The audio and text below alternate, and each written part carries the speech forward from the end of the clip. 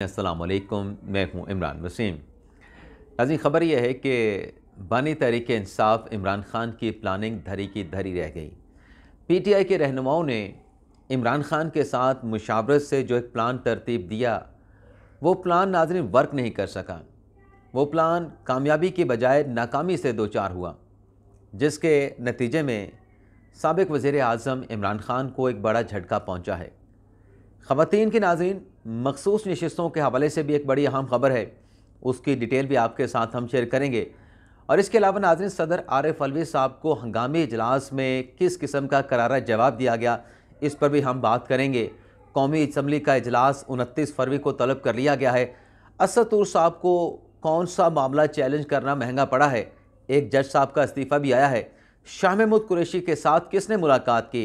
इन तमाम ख़बरों के अलावा कुछ और ख़बरें भी हैं, उनकी डिटेल्स भी आगे चल के आप नाज़रीन की खिदमत में पेश करेंगे। लेकिन सबसे पहले आप देखने वालों से, दोस्तों, भाइयों, बहनों, बुज़ुर्गों से दरख्वास्त करेंगे कि चैनल को सब्सक्राइब कर लें, बेल आइकॉन का बटन प्रेस करें, और वीडियो अगर आपको पसंद आती है तो आपने वीडियो को लाइक भी करना है, और इस वीडियो को अपने कम्युनिटी के साथ, अपने दोस्तों के साथ, अपने रिलेटिव्स के साथ, आपके दाएँ बाएँ जो भी हैं उनके साथ आपने ज़्यादा से ज़्यादा हमारे व्लॉग को शेयर भी करना है। तो पहली खबर से नाज़रीन गुफ्तगू का आगाज़ करते हैं। ख़बर नाज़रीन ये है कि FIA की जानिब से नोटिस जारी करके आज व्लॉगर सहाफ़ी असद तूर साहब को बुलाया गया था। उनके ऊपर कुछ एलिगेशन लगाए गए थे। FIA की जानिब से स्टेट का मुकदमा है, FIA का नोटिस था। असद तूर साहब ने कहा था कि आज वो जाएंगे, लेकिन आज अब असद तूर साहब, कोई उनकी इन्फॉर्मेशन नहीं है कि वो गए हैं नहीं गए, लेकिन उनकी जो वकील हैं ईमान ज़ैनब मज़ारी साहबा, उनकी तरफ से आज ये जो FIA के नोटिस जारी किए जा रहे हैं, 20 और जो 24 नवंबर का नोटिस था FIA का, उसे इस्लामाबाद हाई कोर्ट में चैलेंज किया। और चीफ जस्टिस आमिर फ़ारूक साहब ने असद तूर साहब की दरख्वास्त पर समाअत की, और ईमान ज़ैनब मज़ारी साहबा ने अदालत को बताया कि 8 घंटे तक जो असद तूर साहब हैं उन्हें FIA के हेडक्वार्टर में रोक के हरासा किया गया, और गैर कानूनी उनको नोटिस जारी किए गए जो 20 और 24 फरवरी का है। तो FIA को रोका जाए, और जो नोटिस हैं इलीगल हैं उनको कलअदम करार दिया जाए।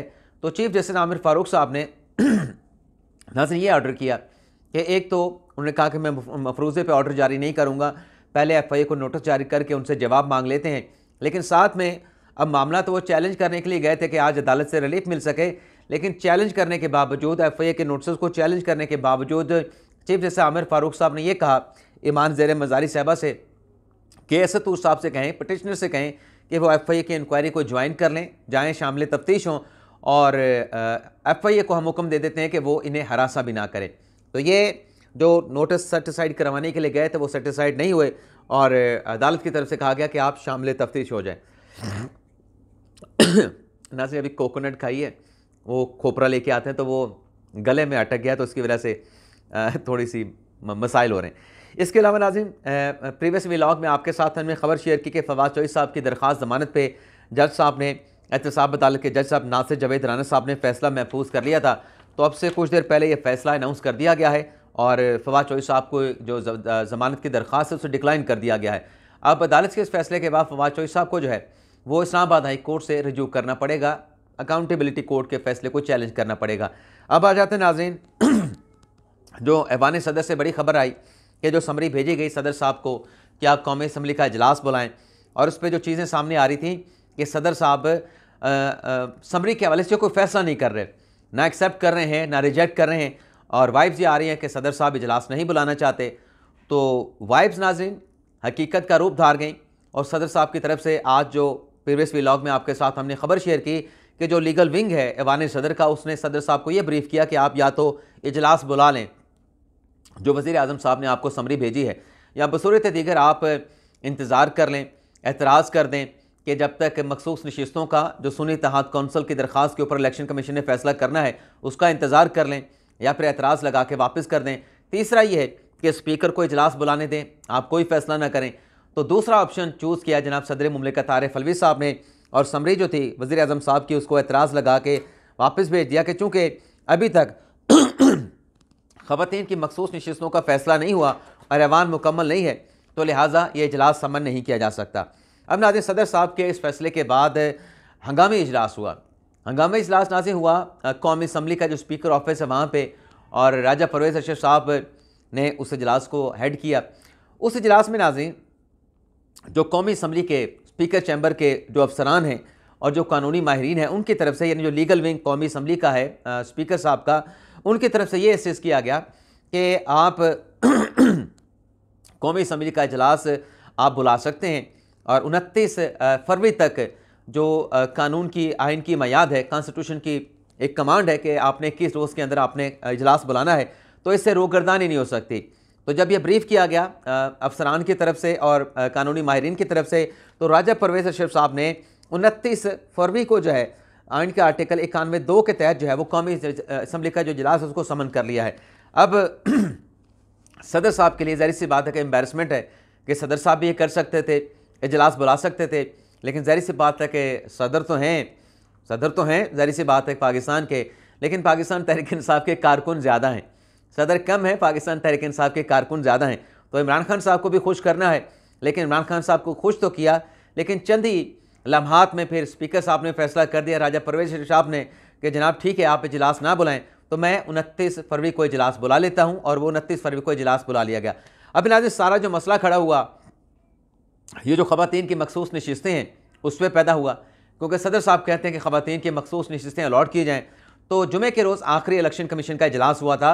इलेक्शन कमीशन ने आज पीर तक इस मामले के ऊपर जो इजलास था उसको मौखर किया था, और अपने इलेक्शन कमीशन के लीगल विंग से कहा था कि आप हमें असिस्ट करें, मामनत करें। तो आज मामनत भी मिली, इलेक्शन कमीशन का इजलास भी हुआ, सिकंदर सुल्तान राजा साहब ने इस इजलास की सदारत की, लेकिन नाज़रीन बात नहीं बन सकी। लगता है कि मामला बड़े कम्प्लिकेटेड है, और उसके नतीजे में फिर इजलास में ये फैसला हुआ, बल्कि अगर आप देखें तो फैसला कोई नहीं हुआ, लेकिन फैसला हुआ है नाज़रीन। एक तरफ फैसला नहीं हुआ, ये फैसला नहीं हुआ बंद कमरे के इजलास में, यानी बंद कमरे के इजलास में ये फैसला किया गया कि यहाँ बैठ के PTI की मखसूस नशिस्तों का जो चले गए हैं अभी सुन्नी इत्तेहाद कौंसिल में, और सुन्नी इत्तेहाद कौंसिल की दरख्वास्त है, बंद कमरे में बैठ के हम इसका फैसला नहीं कर सकते। और उस पर यह हुआ कि अगर हम बंद कमरे में फैसला करेंगे तो उंगलियां उठेंगी, सवाल उठेंगे। तो बेहतर ये है कि ये जो मामला है PTI के आज़ाद अरकान जो सुन्नी इत्तेहाद कौंसिल में गए हैं, ये ओपन कोर्ट में लगा दिया जाए। जो सुन्नी इत्तेहाद कौंसिल की दरख्वास्त है उसको ओपन कोर्ट में हेयरिंग की जाए, तो पूरा बेंच बैठ जाए, पूरा इलेक्शन कमीशन बैठ जाए, सिकंदर सुल्तान राजा, इलेक्शन कमीशन के 4 मेंबरान, और इस दरख्वास्त पर समाअत करके सुन्नी इत्तेहाद कौंसिल को सुने, वकला को सुने दूसरी तरफ से, और इसका फैसला कर दे। तो नाज़रीन फिर इसी बात पे एग्री किया गया कि इलेक्शन कमीशन के इजलास में नहीं बल्कि ओपन कोर्ट में सुन्नी इत्तेहाद कौंसिल की दरख्वास्त पे समाअत की जाएगी। और फिर कल ये केस लगा दिया गया है, सुन्नी इत्तेहाद कौंसिल को नोटिस कर दिया गया है। तो देखते हैं कल सुन्नी इत्तेहाद कौंसिल के वकला आएंगे तो वो कितना मुतमिन कर पाते हैं इलेक्शन कमीशन को इस मामले पर, कि क्यों जब आपकी खुद की फहरिस्तें नहीं हैं कि मखसूस नशिस्तों के हवाले से सुन्नी इत्तेहाद कौंसिल ने कोई फहरिस्त जमा नहीं कराई थी, तो फिर कैसे ये ख़वातीन की और मिनॉरिटी की मखसूस नशिस्तें जो हैं वो सुन्नी इत्तेहाद कौंसिल को अलॉट हो जाती हैं।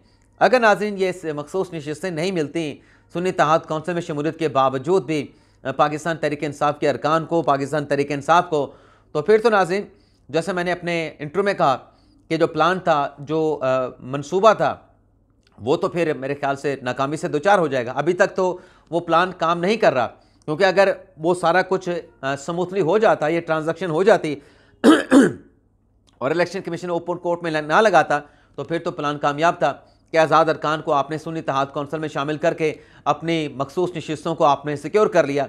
लेकिन आज ये मामला बड़ा कम्प्लिकेटेड, बड़ा पेचीदा नज़र आ रहा है। तो देखते हैं, ओपन कोर्ट समाअत होगी, मीडिया अलाउ होगा, तो जो कुछ भी वहाँ पर डेवलपमेंट कल होगी, जो समाअत होगी, उसकी तफसीलात आपके साथ हम शेयर करेंगे। इसके अलावा नाज़रीन शाह महमूद कुरैशी साहब साइफर केस में कन्विक्टेड हैं और सज़ा उनको हो चुकी है, सज़ा अपनी भुगत भी रहे हैं। आज उनकी साइफर केस की अपील भी लगी हुई थी, और साइफर केस की अपील पे नाज़रीन वैसे मेरे पास डिटेल, चलें मैं फिर नेक्स्ट व्लॉग में जो तोशा खाना केस की इस्लामाबाद हाई कोर्ट में समाअत हुई है और जो साइफर केस की समाअत हुई उसकी जो डिटेल है वो नेक्स्ट व्लॉग में आप नाज़रीन के साथ मैं शेयर करूँगा। लेकिन नाज़रीन शाह महमूद कुरैशी साहब के साथ आज उनकी जो फैमिली के अरकान हैं, जिसमें उनके बेटे हैं ज़ैन कुरैशी, उनकी बेटी हैं मेहर बानो कुरैशी, इन्होंने जाके आज अदालती समाअत के बाद शाह महमूद कुरैशी साहब के साथ अडियाला जेल के कॉन्फ्रेंस रूम में जो है उनके साथ जाके मुलाकात की है।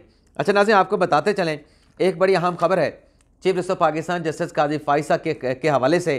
खबर नाज़रीन ये है कि काजी साहब के ख़िलाफ़ एक रेफरेंस दायर किया गया है अब उस रेफरेंस के मंदरजात क्या हैं, उस रेफरेंस के पीछे कौन है, जिसने दायर किया है बंदा कौन है, किसके साथ उसकी एफिलिएशन है, ताल्लुक़ है, ये डिटेल हम कल सुबह के 7 बजे के व्लॉग में आपके साथ हम शेयर करेंगे। मंदरजात भी आपके साथ शेयर करेंगे, इल्ज़ाम क्या लगाया गया है, किस बुनियाद पर रेफरेंस दायर किया गया है, ये सारी डिटेल कल सुबह 7 बजे के व्लॉग में आपके लिए हम लेके आएंगे। अब आ जाते हैं नाज़रीन कि जज साहब ने इस्तीफ़ा दे दिया। जज साहब ने नाज़रीन इस्तीफ़ा दिया है और धमकियों पे दिया है, संगीन नताइज पे दिया है, दबाव डालने पे दिया है। और नाज़रीन ये जज साहब हैं सैयद शरफुद्दीन साहब, और ये लाड़काना के सेशन जज थे। इनकी तरफ से नाज़रीन अपना जो इस्तीफ़ा है ओहदे से मुस्तफ़ी होने का, वो सिंध हाई कोर्ट को भिजवा दिया गया है। इस्तीफ़ा मौसूल भी हो गया है। इस्तीफ़े में नाज़रीन जज साहब ये कहते हैं कि 27 साल मैंने जज की नौकरी की है, यानी जज के मनसब पे काम किया है, लेकिन ज़िल्लत के इस माहौल में मैं काम नहीं कर सकता। जज साहब कहते हैं कि जस्टिस सलीम जैसर साहब के जो मुंशी हैं, उनकी तरफ से उनके बेटे को नौकरी ना देने के ऊपर मुझे धमकियां दी गई, मुझे संगीन नताइज का कहा गया, मेरे ऊपर दबाव डाला गया, और मैं कैसे मेडिकल सर्टिफिकेट के बगैर जो है वो अलॉटमेंट लॉटरी जारी कर सकता हूँ। तो मेरी तस्दीक की गई है, तो लिहाजा मैं इस प्रोफेशन में नहीं रहना चाहता। तो नाज़रीन एक ये भी डेवलपमेंट हुई है। इसके अलावा नाज़रीन MKM और नून लीग के माबैन जो मामला चल रहे थे मुतालबात के हवाले से, तो नून लीग और MKM में मामला तय पा चुके हैं, इत्तफाक राय हो गया है। इसके अलावा नाज़रीन मरियम नवाज़ साहबा जिन्होंने आज जीता वज़ारत आला का इलेक्शन, और फिर उन्होंने अपनी पहली स्पीच भी की। स्पीच पर भी हमने थोड़ी सी बात करनी है, कुछ बात हमने प्रीवियस व्लॉग में कर ली थी, लेकिन मरियम नवाज़ साहबा ने पंजाब की और पाकिस्तान की पहली खातून वज़ीर आला होने का जो हलफ है वो भी उठा लिया है, और गवर्नर पंजाब जनाब क्या नाम है मियाँ बलीगुर रहमान साहब ने उनसे हलफ लिया। तो मरियम नवाज़ साहबा ने जो एक अच्छी बात की, उन्होंने कहा जी मेरे दरवाजे मेरे जहाँ अरकान के लिए खुले हैं, मेरे दिल का दरवाज़ा भी खुला है, वहीं जो जिन्होंने मुझे वोट नहीं दिया, जो मेरे मुखालिफ हैं, उनके लिए भी मेरा दरवाज़ा जो ऑफिस का दरवाज़ा है वो खुला रहेगा। और साथ में मरियम नवाज़ ने अपने मुखालफिन का, अब मुखालफिन में कौन है, वो इमरान खान साहब हैं, तहरीक इंसाफ हैं, कोई मौका नहीं जाने देते अपने सियासी मुखालफिन का, पाकिस्तान तहरीक इंसाफ यानी उन्हें टारगेट करने का, निशाना बनाने का। तो मरियम नवाज़ साहबा ने आज मुखालफिन का शुक्रिया अदा किया कि मुझे जद्दोजहद से जो गुजरना पड़ा वो उसके नतीजे में आज मैं इस मकाम पे पहुंची हूं। और फिर मरियम नवाज़ साहबा ने यह भी कहा कि सूबे में करप्शन के हवाले से ज़ीरो टॉलरेंस की पॉलिसी अपनाई जाएगी, और साथ में कहा कि जितने भी डिवीज़न हैं पंजाब के, तमाम डिविजनल लेवल पर जो कैपिटल हैं डिवीज़न के, वहाँ पे मेट्रो बस सर्विस शुरू की जाएगी। तो मनसूबे बड़े बड़े मरियम नवाज़ साहबा ने शुरू करने का ऐलान किया है, लेकिन देखते हैं किस हद तक अपने वादों में कामयाब होते हैं। लेकिन मैं आइंदा आने वाले दिनों में जब मेरा अपने गांव में चक्कर लगेगा, अहमदपुर शर्किया में, डेरा नवाब साहब में, तो क्योंकि मरियम नवाज़ साहब ने कहा कि सड़कों के ऊपर भी काम करेंगे, सड़कें बेहतर बनाएंगे ताकि जो फार्मर हैं उसकी जो फसल है वो मंडी तक पहुंच सके। तो मैं कुछ अपने शहर की सड़कें मरियम नवाज़ साहबा को दिखाना चाहूँगा कि पिछले 15 साल से कैसे टूट फूट का शिकार हैं अहमदपुर शर्किया तहसील की सड़कें, जहाँ पे इलेक्शन से पहले शहबाज शरीफ साहब जलसा करके भी आए थे। ना सिर्फ सड़कें टूट फूट का शिकार हैं, बल्कि पीने का साफ़ पानी मैसर नहीं। पीने का साफ़ पानी अगर मैसर नहीं तो रोज़गार के मौके भी मैसर नहीं। लोगों को जहां आप पार्क में चले जाएं, कोई वर्जिश करें, एक्सरसाइज करें, रनिंग करें, ऐसी भी कोई सहूलत मैसर नहीं। मेडिकल की सहूलियात मैसर नहीं, स्कूलिंग की कोई बेहतर सहूलियात मैसर नहीं। ये अपने शहर में जाके इन चीज़ों को मैं हाईलाइट करने की कोशिश करूंगा। और जाहिर सी बात है कि मरियम नवाज़ साहबा ने खुद कहा है कि मैं इन चीज़ों को देखूंगी, तो हम भी देखेंगे कि कितना मरियम नवाज़ साहबा हमारे उस व्लॉग पे या ट्विटर पे हम ट्वीट करते हैं तो कितना उसके ऊपर नोटिस हो के कितना क्विक एक्शन होता है और चीज़ों को रिड्रेस किया जाता है, एड्रेस किया जाता है।